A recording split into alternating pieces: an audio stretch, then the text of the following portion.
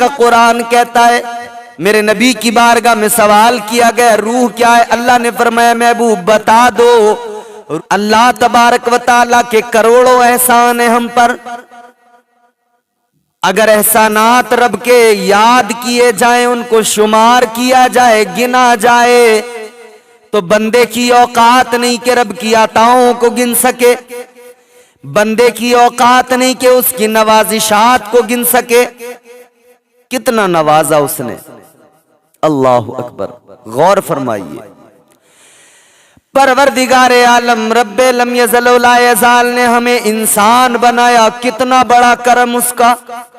वो चाहता तो कोई कीड़ा बना देता, वो चाहता तो कोई जानवर बना देता, लेकिन उसने तमाम मखलूकात में अफजल बनाया, अशरफ का खिताब दिया, इंसान को अफजल बनाया। अल्लाह तबारक व तआला ने पहला इंसान जब दुनिया में बनाया तो आम इंसान नहीं बनाया, अल्लाह ने अपने नबी को बनाया। हजरत आदम अलैहिस्सलाम को पैदा किया, अल्लाह ने नबूवत और रिसालत से नवाजा।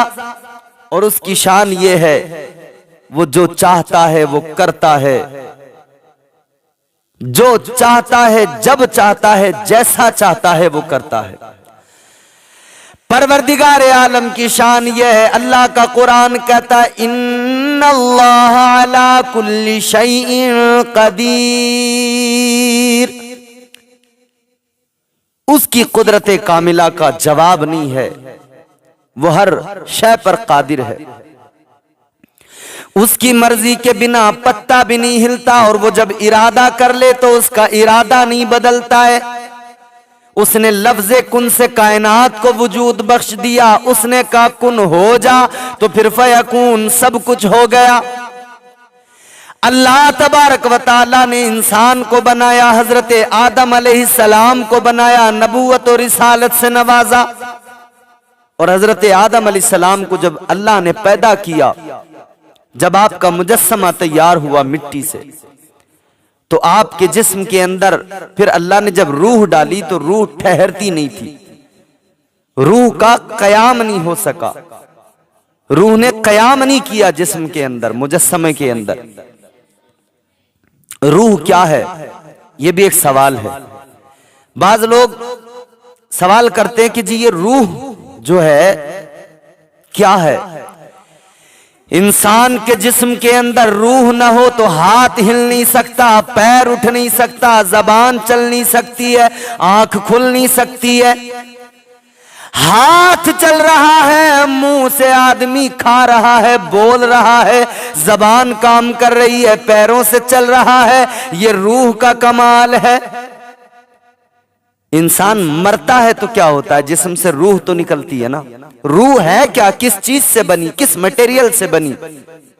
जिस्म मिट्टी से बना, पता है अल्लाह ने मिट्टी से बनाया जिस्म को, लेकिन रूह किस चीज से बनाई अल्लाह ने, वो क्या है, उसकी हकीकत क्या है, और उसकी अहमियत तो आप बखूबी जानते हैं।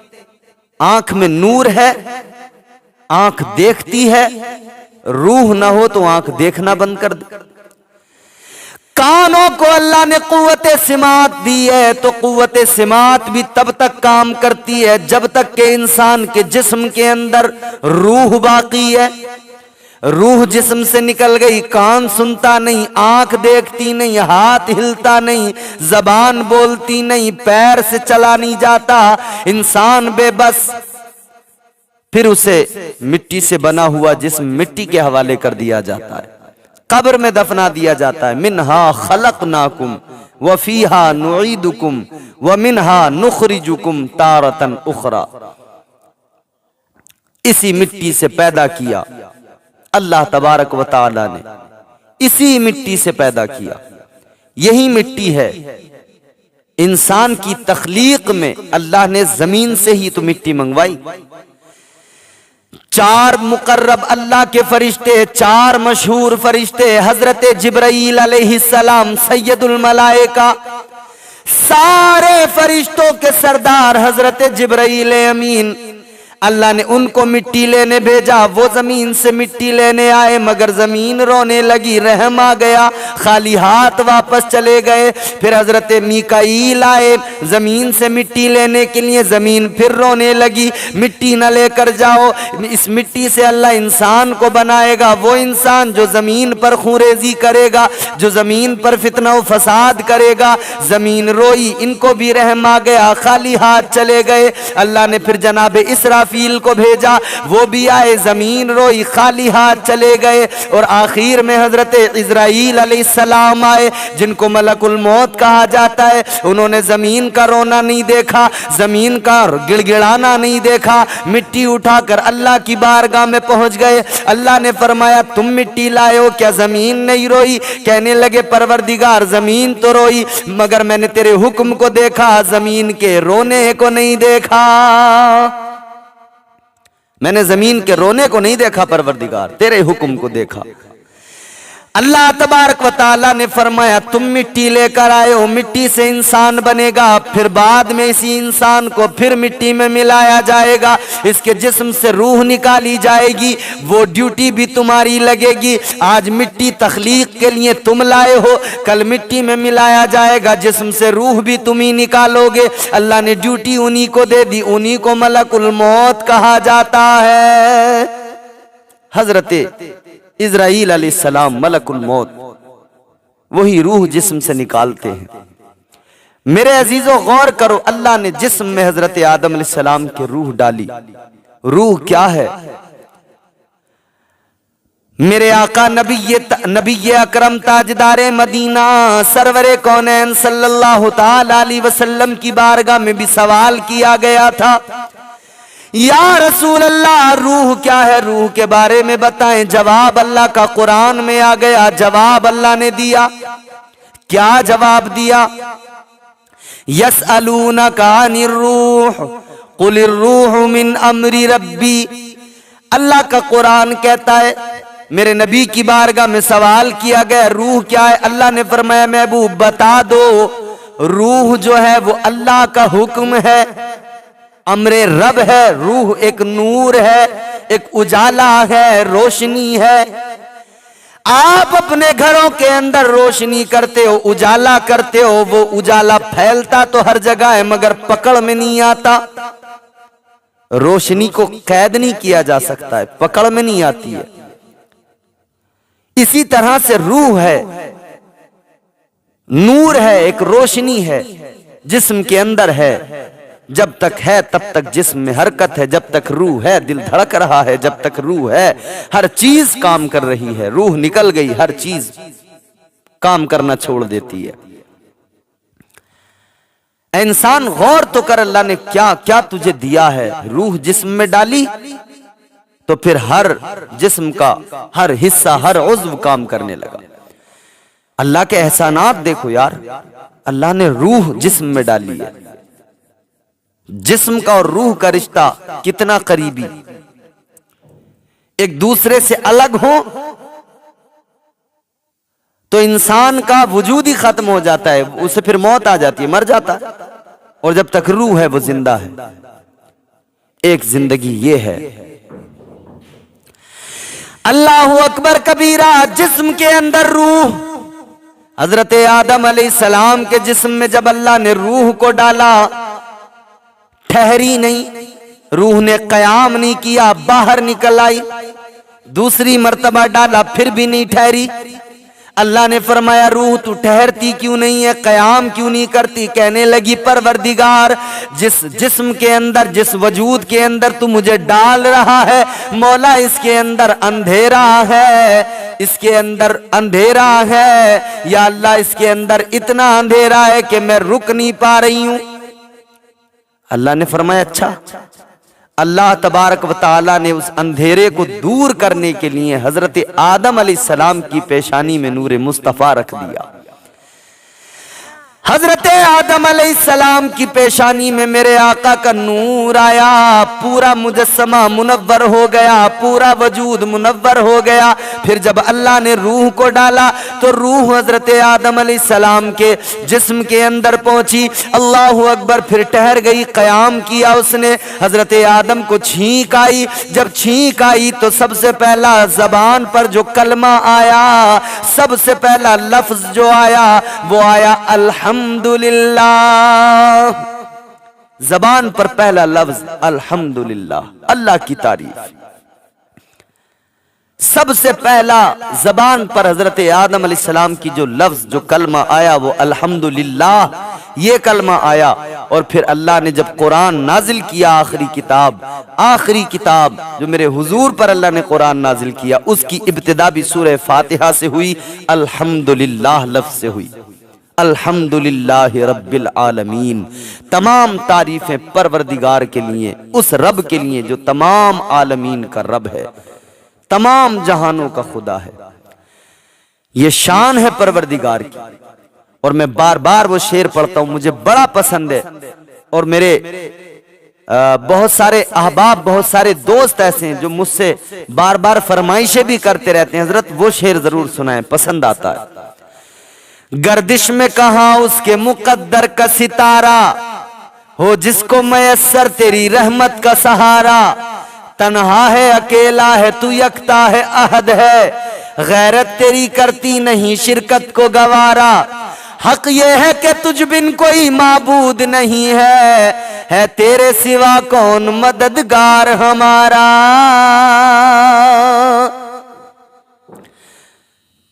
तो अल्लाह की जात, परवरदिगार की जात, अल्लाहु अकबर। दस्तगीरी मेरी तन्हाई की तूने ही तो की, मैं तो मर जाता अगर साथ न होता तेरा। अल्लाह ने पैदा किया, इंसान बनाया, कितने एहसानात हैं। जिस्म में रूह डाल दी, फिर फरिश्तों को हुक्म हुआ, वइज़ क़ुलना लिल मलाइकति इसजुदू लि आदम, फरिश्तों आदम को सजदा करो। सारे फरिश्तों ने ताजीमी सजदा किया, इब्लीस ने नहीं किया। क्यों नहीं किया? अकड़ गया। गुरूर, घमंड, तकब्बुर, हसद। तो ये भी बात वाज़ेह हो जाती है कि गुरूर और घमंड जिसके अंदर पैदा हो जाए, ये शैतान की क्वालिटियां हैं। हालांकि इसे क्वालिटी भी नहीं कहनी चाहिए, क्वालिटी तो उसे कहते हैं जो अच्छी चीज हो, अच्छी सिफत को क्वालिटी कहा जाए। ये तो खराबियां हैं। तो शैतान की तमाम चीजें आज इंसानों के अंदर आ गई, मुसलमानों के अंदर। शैतान के अंदर गुरूर, घमंड, तकब्बुर, हसद, कीना, बुग़्ज़। इंसान के अंदर भी आज देखो मुसलमान है मगर उसके दिल के अंदर कीना भी है, बुग़्ज़ भी है, हसद भी है, वो घमंड भी करता है, उसे गुरूर भी है, तकब्बुर भी है। तकब्बुर बड़ी खराबी है, गुरूर, घमंड बड़ी खराबी है। वो हमारे संभल से हमारे उस्ताद हैं, शायर, बहुत अजीम शायर डॉक्टर मुनव्वर ताबिश संभली साहब, उन्होंने बड़ी अच्छी बात कही। उन्होंने कहा, उनका एक मतला है बड़ा खूबसूरत, अखलाक की दौलत से कभी दूर न होना, अखलाक की दौलत से कभी दूर न होना, कौनैन भी मिल जाए तो मगरूर न होना। इंसान के अंदर अखलाक होना चाहिए, उसके अंदर गुरूर, घमंड, तकब्बुर ना हो, उसके अंदर नरमी हो, झुकाव हो। इस्लाम यही तो सिखाता है, नरमी पैदा करो अपने अंदर, गुरूर, घमंड, तकब्बुर निकाल दो। गमज़दों के वास्ते गमखार होना चाहिए, जिंदगी जीने का एक मेयार होना चाहिए। मालो दौलत, शान शौकत पास चाहे कुछ न हो, आदमी को साहिबे किरदार होना चाहिए। किरदार की दौलत इंसान के अंदर हो, बड़ी दौलत है किरदार की दौलत। और जिसके अंदर ये नहीं, उसके अंदर कुछ नहीं। गमज़दों का वो कभी गमखार हो सकता नहीं, खुद गरज इंसान सच्चा यार हो सकता नहीं।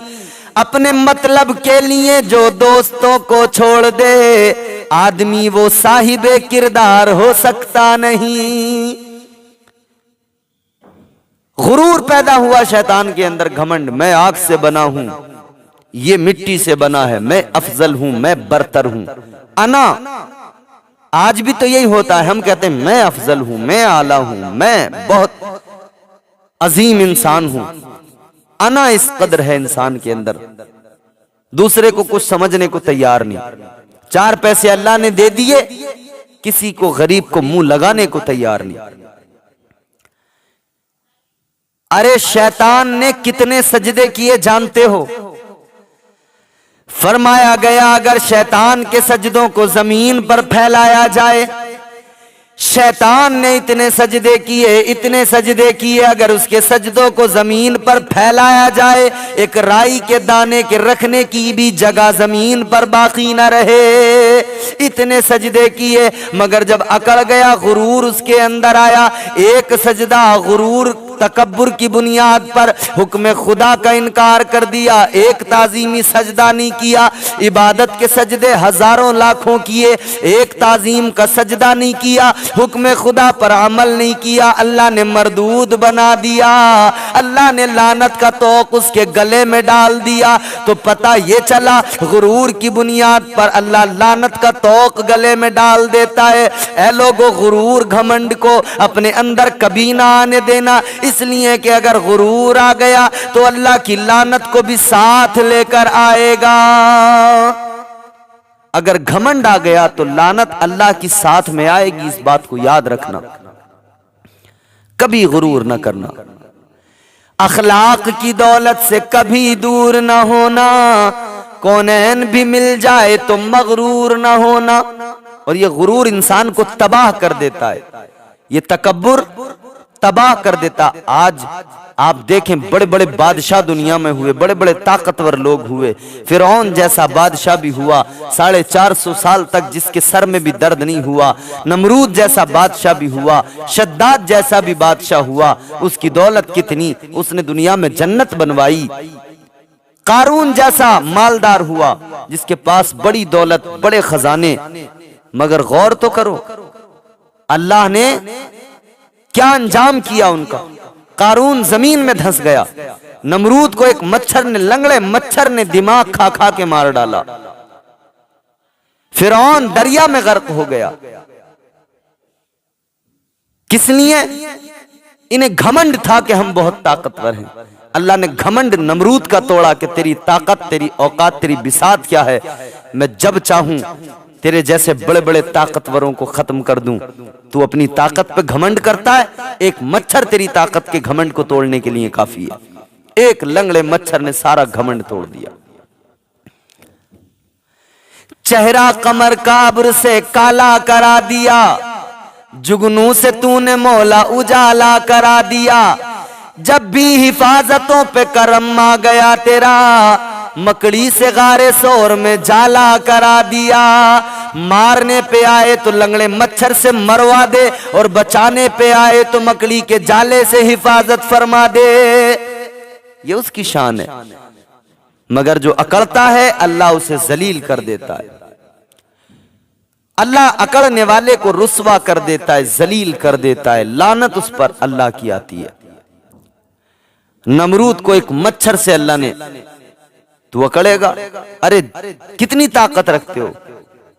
कोई इंसान कितनी ताकत रखता है, क्या कर सकता है, औकात क्या है इंसान की? मिट्टी से पैदा होने वाला इंसान अपने आप को न जाने समझता क्या, मगर इसकी औकात क्या है। अल्लाह तबारक व तआला ने फरमा दिया कुरान मजीद के अंदर, अल्लाह ने ऐलान कर दिया, या माशरल जिन्नि वल इंसी इन इस्ततातुम अन तनफुदू मिन अक़तारिस समावाति वल अर्द फनफुदू ला तनफुदूना इल्ला बिसुल्तान। अल्लाह ने ऐलान कर दिया, चाहे जितना जोर लगा लो, सारे इंसानों को जमा कर लो, दुनिया के सारे जिन्नात को जमा कर लो, फिर पूरी ताकत लगा लो, जितना जोर लगाना है लगा लो, मगर याद रखना जहां भी जाओगे अल्लाह की ताकत का नजारा करोगे, अल्लाह की कुदरत देखोगे, अल्लाह की ताकत के जलवे देखोगे। किसी में औकात है जो परवरदिगारे आलम से टकराए, अल्लाह से टकराने की हिम्मत को जसारत रखता है। नमरूद ने तो कहा था मैं रब के साथ जंग करूंगा। हजरत इब्राहिम अलैहिस्सलाम ने दावत हक दी उसे। वो कहने लगा मैं तुम्हारे किसी खुदा को नहीं मानता, मैं खुद खुदा हूं, और अगर तुम कहते हो तुम्हारा कोई खुदा है, तुम किसी आसमानी खुदा को मानते हो, तो मैं उस खुदा से ऐलान जंग करता हूं, मैं उससे जंग करूंगा। खुदा से जंग करने का ऐलान कर दिया। अब इसने क्या किया, ऐसे मौके पे शैतान बड़ी जल्दी आता है। इसने ये सोच रहा है कि कैसे मैं जंग करूं, मुझे आसमान की बुलंदियों पे जाना है, अल्लाह से जंग करनी है। हालांकि अहले सुन्नत वल जमात का अकीदा यह है कि अल्लाह हर जगह मौजूद है। बाज लोगों का नजरिया और अकीदा यह है कि अल्लाह आसमानों पर है। शायद नमरूद भी यही नजरिया रखता होगा उस वक्त में कि इनका खुदा आसमानों पर है। उसने कहा मैं उस खुदा से जंग करूंगा। 2 गिद्ध पाले गए। शैतान ने आइडिया दे दिया, गिद्ध पालो, बड़े बड़े गिद्ध पाले गए। गिद्ध पाले गए, बड़े बड़े गिद्ध, बहुत खिलाया पिलाया, उन्हें तैयार किया, ताकतवर।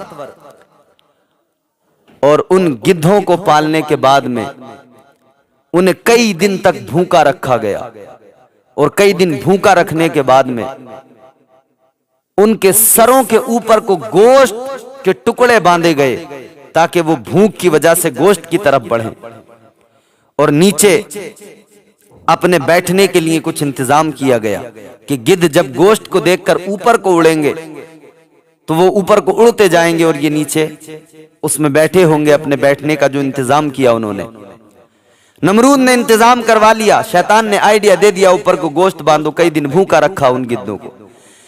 अब गिद्धों ने उड़ना शुरू कर दिया, नमरूद बैठ गया उसके अंदर। गिद्धों ने उड़ना शुरू कर दिया, उड़ने लगे, उड़ते गए, ऊपर को जाते गए। जब बहुत बुलंदी पर पहुंच गए गिद्ध, अल्लाहु अकबर कबीरा, इसने तीर निकाला और यूं तीर निकाल के चलाने लगा। कहने लगा मैं खुदा को कत्ल करूंगा, खुदा के तीर मारूंगा, माअज़ल्लाह। अल्लाहु अकबर। जब इसने तीर चलाया, अल्लाह ने बुलबुले सिदरा से फरमा दिया, है जिब्राइल, ये आया है और ये चाहता है कि ये मुझसे जंग करना चाहता है। जिब्राइल आ गया है और ये आसमानों की बुलंदी की तरफ आ रहा है। तो बुलबुले सिदरा, एक काम करो, इसका वहम जो है बना रहने दो। एक मछली लेकर जाओ, ये तीर चलाएगा, वो तीर मछली में लगेगा, तीर खून आलूद होकर इसके पास में वापस जाएगा, ये तीर पर खून लगा देखेगा। अल्लाहु अकबर कबीरा। बिल्कुल ऐसा ही हुआ। इसने तीर चलाया, बुलबुले सिदरा ने जन्नत से मछली लेकर आए, मछली में तीर लगा, खून में भीगा हुआ तीर वापस आया। इसने कहा मैंने खुदा को मार दिया, कत्ल कर दिया, माअज़ल्लाह। अब वो गोश्त जो ऊपर गिद्धों के सर पे बंधा था, वहां से खोलकर नीचे पैरों की तरफ बांध दिया गया। अब गिद्धों ने गोश्त को नीचे देखा तो नीचे को आने लगे। इसी तरह से वो नीचे जमीन पर आ गए। नमरूद तीर दिखा दिखा के लोगों को कहने लगा, ऐ लोगों देखो, मैंने इब्राहिम के खुदा को कत्ल कर दिया है, मैंने इब्राहिम के खुदा को मार दिया है, माअज़ल्लाह। हजरत इब्राहिम अलैहिस्सलाम ने फरमाया, ओ नादान, वहम निकाल दे। ओ नादान, तू समझता है मेरा खुदा कोई जिस्म रखता है कि तूने उसको तीर मारा वो मर जाएगा? याद रख ले, मेरा रब तो वो है, मेरा परवरदिगार तो वो है जो हमेशा से है, हमेशा रहेगा। न उसे कोई मार सकता है, न उसे कभी मौत आ सकती है। मौत को तो खुद उसने पैदा किया है, उसे क्या मौत आएगी? मौत को अल्लाह ने पैदा किया है। मौत भी एक मखलूक है। मौत को तो मौत आएगी, मगर अल्लाह हमेशा से है, हमेशा रहेगा। वो वहदहू ला शरीक है, वो अकेला है। ये फिर भी नहीं माना नमरूद, फिर भी सरकशी करता रहा। फिर हजरत इब्राहिम अलैहिस्सलाम ने जब अल्लाह की बारगाह में हाथ उठाए, अल्लाह ने फिर मच्छरों की फौज भेज दी। मच्छरों की फौज आ गई। नमरूद, तू बड़ी ताकत पे घमंड करता है ना, तेरी फौज के लिए अल्लाह के भेजे हुए मच्छर काफी। मच्छरों ने सारी फौज को खत्म कर दिया, मार डाला। नमरूद की नाक के रास्ते से एक मच्छर दिमाग में पहुंच गया, दिमाग को खाने लगा। लंगड़ा था, जब दिमाग में वो डंक मारता था, दिमाग को खाता था, ये बेचैन होता था, तड़पता था। बड़े बड़े हकीम बुलाए, बड़े बड़े तबीब बुलाए इलाज कराने के लिए, कोई तो इलाज कर दे, मगर कौन इलाज करे? जब रब का अजाब आता है कोई दवाई काम नहीं करती। अजाब तो अल्लाह का था, मच्छर की शक्ल में आया था, कौन सी दवाई काम करे? कोई इलाज नहीं हो सका। एक हकीम आया, उसने एक तदबीर बताई, कहने लगा एक तरीका है, सर पे जूतियां मारी जाएं। तो जब सर पे जूतियां पड़ती थी तो मच्छर थोड़ा उतनी देर के लिए ठहर जाता था, रुक जाता था, खामोश हो जाता था, तो इसे सुकून मिलता था। थोड़ी देर के बाद में फिर वो मच्छर डंक मारता था, फिर ये बेचैन होता था, तड़पता था, फिर इसके सर पे जूतियां मारी जाती।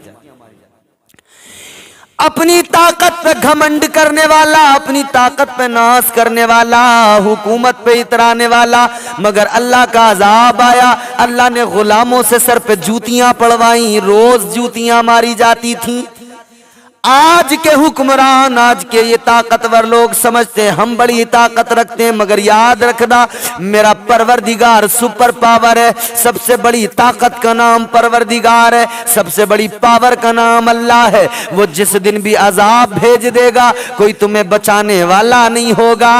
इसीलिए वक्त है सुधर जाओ, संभल जाओ और गरीबों पे जुल्म करना बंद कर दो, मुसलमानों को सताना छोड़ दो, वरना जिस दिन भी अहले हक पे तुम जुल्म कर रहे हो, याद रखना जिस दिन भी अल्लाह का अजाब आ गया कोई दुनिया में बचाने वाला नहीं मिलेगा। और पता नहीं किस शक्ल में आ जाए उसका अजाब। उसका अजाब आता है तो फिर पता नहीं किस शक्ल में आ जाए। कभी तूफान आता है, कभी बारिश आती है। तूफान नूह आया, सारी दुनिया खत्म हो गई। आप गौर तो करें, सिर्फ वो लोग बाकी रहे जो कश्ती नजात के अंदर, हजरत नूह अलैहिस्सलाम की कश्ती के अंदर आए, वो बाकी रहे, बाकी सारे के सारे खत्म। पूरी दुनिया में पानी पानी पानी पानी, हर जगह फिनिश। फिर आबाद हुई दुनिया दोबारा। अल्लाह का अजाब आए तो न मालूम किस शक्ल में आ जाए। कभी पत्थरों की बारिश हुई है, कभी शहर के शहर, मुल्क के मुल्क पलट दिए गए हैं, कभी आसमान से पत्थर बरसे हैं, कभी चेहरे मस्क कर दिए अल्लाह ने, बंदर बना दिया, खिंजीर बना दिया अल्लाह ने। जब अजाब आए हैं, अल्लाह तबारक व तआला ने जब अजाब भेजे, वो लोग जो पहाड़ों में रहते थे, पहाड़ों में घर बनाकर, उन्हें लगता था कि बड़े बड़े तूफान भी हमारा कुछ नहीं बिगाड़ सकते हैं, मगर अल्लाह तबारक व तआला ने उन लोगों को जो पहाड़ों के अंदर घर बना के रहते थे, उन्हें लगता था कोई बड़े से बड़ा तूफान हमारा कुछ नहीं बिगाड़ सकता। सब कुछ फना हो गया, नेस्त नाबूद हो गया। आज सिर्फ निशानात बाकी रह गए। इबरत के लिए निशानात हैं वो, कि बंदा उनको देखकर समझे, इबरत हासिल करे और अल्लाह को याद करे, रब को राजी करे। अल्लाह का अजाब पता नहीं कब किस शक्ल में आ जाए। तूफान आ जाए, मच्छरों की फौज आ जाए। अल्लाह से मुकाबला करने चला था ये नमरूद। ऐसा नहीं कि इसके बाद में ये हिमाकत किसी ने नहीं की, इसके बाद में भी ये हिमाकत की है लोगों ने। अबरहा नाम का बादशाह था, काबे को ढाने आ गया, हाथियों का लश्कर लेके आया। हजरत अब्दुल मुत्तलिब कलीदे बरदारे काबा थे। आपके ऊंट पकड़ लिए गए, आपको खबर मिली, आप गए उसके पास में। तो काबे का मुतवल्ली जब पहुंचा तो उसे लगा कि ये इसलिए आए हैं। हजरत अब्दुल मुत्तलिब से वो कहने लगा, अबरहा, ऐ अब्दुल मुत्तलिब डर गए, मेरे हाथियों को देखकर खाइफ हो गए, इसलिए मुझसे मुआफी मांगने आए हो। हजरत अब्दुल मुत्तलिब मेरे नबी के दादा जान ने फरमाया, न मैं तेरे लश्कर से खाइफ हुआ, न मैं डर के मुआफी मांगने आया, न मैं ये कहने आया कि तू काबे को न ढा, इसलिए कि काबा अल्लाह का घर है, अल्लाह अपने घर की हिफाजत खुद फरमाएगा। मैं तो इतना कहने आया हूं, जो तेरे लश्कर ने मेरे ऊंट पकड़े वो ऊंट वापस कर दे। काबे का मुहाफिज अल्लाह है, अपने घर की हिफाजत खुद अल्लाह फरमाएगा। तो क्या हुआ? अबाबीलों का लश्कर आया। अल्लाह ने कुरान में जिक्र फरमाया, अलम तरा कैफ फअल रब्बुका बिअस्हाबिल फील अलम यजअल कैदहुम फी तग़लील व अरसल अलैहिम तयरन अबाबील तरमीहिम बिहिजारतिन मिन सिज्जील फजअलहुम कअस्फिम माकूल। पूरी सूरह मुबारका। अबरहा के हाथियों के लश्कर पर अल्लाह ने किसको मुकर्रर किया? अबाबील, छोटा सा परिंदा। हाथी कितना बड़ा, अबाबीलों का लश्कर भेज दिया अल्लाह ने। अबाबील अपने मुंह के अंदर छोटे छोटे नुकीले पत्थर लेकर आए अपने पंजों के अंदर, और वो पत्थर जब उन्होंने ऊपर से छोड़े, गोली क्या काम करती है जनाब, जो उस पत्थर ने काम किया है, आर पार हो गया। सारा लश्कर, बड़ी अपने आप को, वो गुरूर था ना, उसे तकब्बुर था ना, अपने लश्कर पे बड़ा घमंड करता था, नाज करता था। अल्लाह ने गुरूर तोड़ दिया, घमंड तोड़ दिया। अल्लाह ने गोया ऐलान कर दिया कि तू हाथियों का लश्कर लाया है, तू समझता है कि तू खुदा से मुकाबला कर लेगा। याद रखना, कोई ताकत नहीं दुनिया में जो रब से मुकाबला कर सके, अल्लाह ने बनाया है। फिर औकात क्या है कि कोई अल्लाह से मुकाबला कर सके?